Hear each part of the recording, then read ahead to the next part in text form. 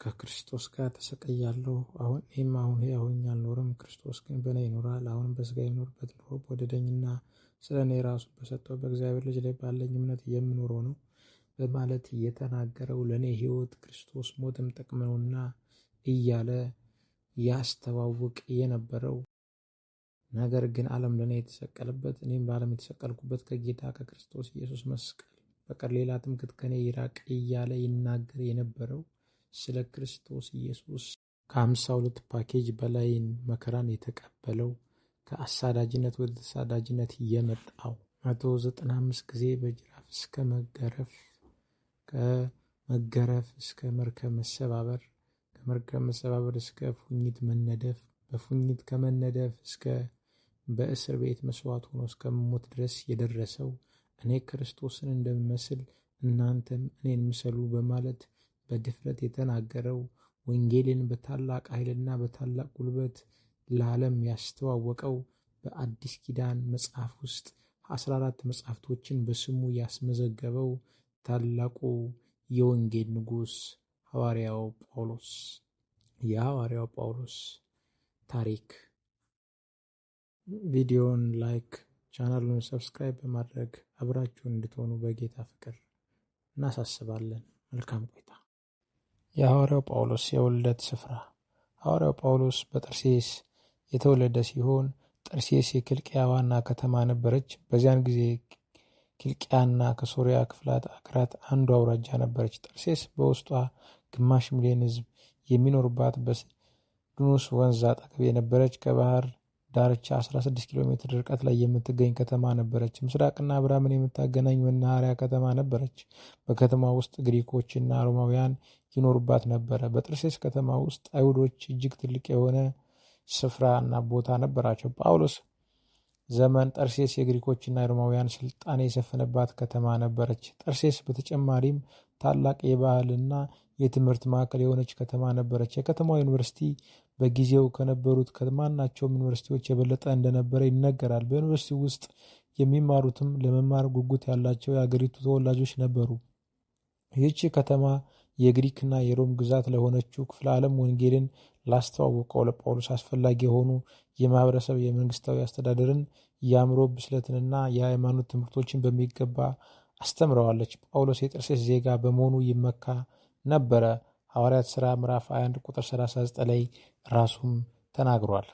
ጠርሴስ በዛሬቱ ቱርክ በደቡብ አቅጣጫ የምትገኝ በመርሲያን ግዛት ውስጥ የምትገኝ ራሷ ተርሴስ ተብላ የምትጠራ ሲሆን በዛን ጊዜ በጳውሎስ ዘመን ሲልሲያ ተብሎ በሚጠራ ክልል ውስጥ የነበረች ከተማ ነበረች። ሐዋርያው ጳውሎስ በዚች ከተማ የተወለደና በዚች ከተማ ላይ ትምህርቱን ተምሮ እንደጨረሰ ብዙ የታሪክ ተመራማሪዎች ይናገራሉ። ጳውሎስ በዚች ከተማ ለመወለዱ ራሱ ሐዋርያው ጳውሎስ በሐዋርያት ሥራ ምዕራፍ 21 ቁጥር 39 ላይ ጳውሎስ ግን እኔ አይሁዳዊ በኪልቅያ ያለው የጠርሴስ ሰው ሆኜ ስመጥር በሆነ ከተማ የምኖር ነኝ፣ ለሕዝቡ እናገር ዘንድ እንድትፈቅድልኝ እለምንሃለሁ ተብሎ የተናገረበትን ቃል ተመዝግቦ የሚገኝ ሲሆን እንደዚሁም ደግሞ በሐዋርያት ሥራ ምዕራፍ 22 ቁጥር 3 ላይም እኔ ኪልቅያ በምትሆን በጠርሴስ የተወለድኩ በዚች ከተማ በገማልያል እግር አጠገብ ያደግኩ የአባቶችን ሕግ ጠንቅቄ የተማርኩ ዛሬውንም እናንተ ሁሉ እንድትሆኑ ለእግዚአብሔር ቀናተኛ የሆንኩ አይሁዳዊ ሰው ነኝ በማለት የተናገረበት ክፍል ማስረጃ ሆኖ የሚቀርብ ነው። ሐዋርያው ጳውሎስ በዚች ከተማ ተወልዶ በዚች ከተማ ያደገ መሆኑን በዚህ ክፍል ላይ የምንመለከት ሲሆን የሐዋርያው ጳውሎስ የትምህርት ደረጃም ደግሞ በዚህችው ከተማ ላይ የተለያዩ ትምህርቶችን እንደተማረ ታሪካኖች ይናገራሉ። የሐዋርያው ጳውሎስ የትምህርት ደረጃ በአይሁድ ሕግ አንድ ልጅ 5 ዓመት ሲሞላው የአይሁድን መጻሕፍት ያጠናል። በ10 ዓመቱ ሕጋዊ ባህልን ያጠናል። ጳውሎስ እነኚህን ትምህርቶች ተምሯል። አይሁዳዊ የሆነ ልጅ በ13 ዓመቱ የትእዛዝ ልጅ ይባላል። በዚያን ጊዜ የኦሪት ሕግጋትን በሙሉ እጠብቃለሁ ብሎ ቃል ይገባ ነበረ። ችሎታ ያላቸው ልጆችም ወደ ረቢዎች ትምህርት ቤት ገብተው ብዙ ትምህርት ባላቸው ምሁራን እንዲማሩ ይደረግ ነበር። ጳውሎስም እነዚህን ትምህርቶች ከወሰደ በኋላ የገማልያል አያት በመሰረተው ሂላሊያ የሚባል ሰው ባቋቋመው የሕግ ትምህርት ቤት ገብቶ ከገማልያል እግር ስር እንደተማረ ራሱ ጳውሎስም በሐዋርያት ሥራ ምዕራፍ 22 ቁጥር 3 ላይ ተናግሯል። ጳውሎስ ይህን ትምህርት ከእህቱ ጋር ሆኖ እንደተማረ ይገምታል። ሐዋርያት ሥራ ምዕራፍ 23 ቁጥር 16 ላይ የጳውሎስ የእህቱ ልጅ ግን ደባቸውን በሰማ ጊዜ መጥቶ ወደ ሰፈሩ ገባና ለጳውሎስ ነገረው የሚል ቃል ስላለ ከዚህ ቃል ተነስተው ብዙ የታሪክ ተመራማሪዎች ይህን ትምህርቱን የተማረው በኢየሩሳሌም ትኖር ከነበረችው ከእህቱ ጋር እንደሆነ ይገመታል። አንድ ጥንታዊ የአይሁድ አነጋገር ማንኛውም ሰው ልጁን ሥራ ካላስተማረው ዝርፊያን አስተማረው ማለት ነው ይላል። የአይሁድ ባህል የሥራን ክቡርነትና መልካምነት ስለሚያስተምር አይሁዶች ለወጣቶቻቸው ማሰብንና በእጃቸው መስራትን ያስተምሯቸዋል። ጳውሎስ በሕይወት ዘመኑ ይህ ትምህርት ጠቅሞት እንደነበረ አረጋግጧል። ምክንያቱም በአገልግሎቱ ጊዜ ድንኳን እየሰፋ ያገለግል እንደነበረ ሁላችንም ስለምናውቅ። ጳውሎስ ድንኳን መስፋት ተምሮ ስለነበረ በኋላ ጳውሎስ ከአቂላና ከጵርስቅላ ጋር በሚኖርበት ጊዜ ድንኳን እየሰፋ የዕለት ኑሮውን በማሸነፍ ወንጌል ለመስበክ ችሏል። አንደኛ ቆሮንቶስ 4 ከ11 እስከ 12 ባለው ክፍል ተመዝግቦ ይገኛል።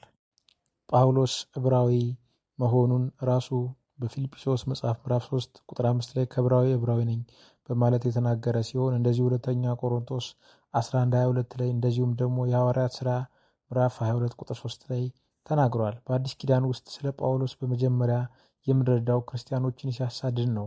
እስጢፋኖስ ሲወገር ጳውሎስ በአካባቢው ቆሞ ነበረ። የሐዋርያት ሥራ ምዕራፍ 7 ቁጥር 58 ላይ ጳውሎስ በኢየሩሳሌም የነበሩትን ክርስቲያኖች ከየቤታቸው ጎትቶ በማውጣት ያሳስራቸው ነበረ። በደማስቆ ያሉትንም ክርስቲያኖች አስሮ ለማምጣት አቅዶ ነበር። የሐዋርያት ሥራ ምዕራፍ 9 ቁጥር 1 እስከ 2። ጳውሎስ ይህን ሁሉ ያደርግ የነበረው ሳውል በሚባለው በፈሪሳዊነት ማንነቱ ስለነበረ እንደ አይሁዳውያንና እንደ ሳውል አስተሳሰብ የእስጢፋኖስ መልእክት ስህተት ነበረ። አይሁዶች መሲሁ በቅርብ ጊዜ እንደሚመጣ ያምኑ ነበረ። መሲሁ መጥቶ እስራኤልን አንድ እንዲያደርግ ከፍተኛ ፍላጎት ነበራቸው። ክርስትና በመካከላቸው ያመጣው መከፋፈል የመሲሁን መምጣት ያዘገየዋል የሚል ግምት ነበራቸው። ጳውሎስ በአይሁዶች መካከል መከፋፈልን ያመጣ ይህን ትምህርት የሚቃወም በቅንነትና በበጎ አስተሳሰብ ነበረ። ጳውሎስ ይህን ተግባሩን ሙሴ ወይም ፊንያስ ካደረጉት ጋር ያመሳስለው ነበረ። ዘኍልቍ 25 ከቁጥር 1 እስከ 5 እንዲሁም ደግሞ 26 ከቁጥር 1 እስከ 15 ጳውሎስ ክርስቶስ ከመወለዱ ከ2000 ዓመት በፊት ከሐሲዲም አስተዳዳሪዎች አንዱ የሆነውን የቀናተኛው የማታትያስን ሐሳብ በምሳሌነት ሳይከተል አይቀርም ተብሎ ይታሰባል። ጳውሎስ ወደ ኢየሩሳሌም የመጣው በልጅነቱ ስለነበረ ወደ ጠርሴስ ዩኒቨርሲቲ መግባቱን አናቅም። ነገር ግን ጳውሎስ ከተለወጠ በኋላ ጠርሴስ በቆየባቸው ዓመታት ውስጥ ዩኒቨርሲቲ ገብቶ ተምሮ ሊሆን ይችላል። ጳውሎስ ያስተማረው ትምህርት ጽሑፎቹ የተማረው ሰው እንደነበረ ያመለክታል። እንደዚሁም ደግሞ አንዳንድ የሚጠቀምባቸው ምሳሌዎችና ይጠቀምበት የነበረው የግሪክ ያጻጻፍ ዘይቤ በጣም የተማረ ሰው እንደነበረ ይገልጣል። እንደዚሁም ደግሞ ጴጥሮስም ይህንን መስክሮለታል። የጳውሎስ ስም ጳውሎስ ከእስራኤል ትውልድ ከብንያም ወገን ነበረ። ፊልጵስዩስ ምዕራፍ 3 ቁጥር 5 ስሙም ጳውሎስ ከመባሉ በፊት ሳውል ነበረ።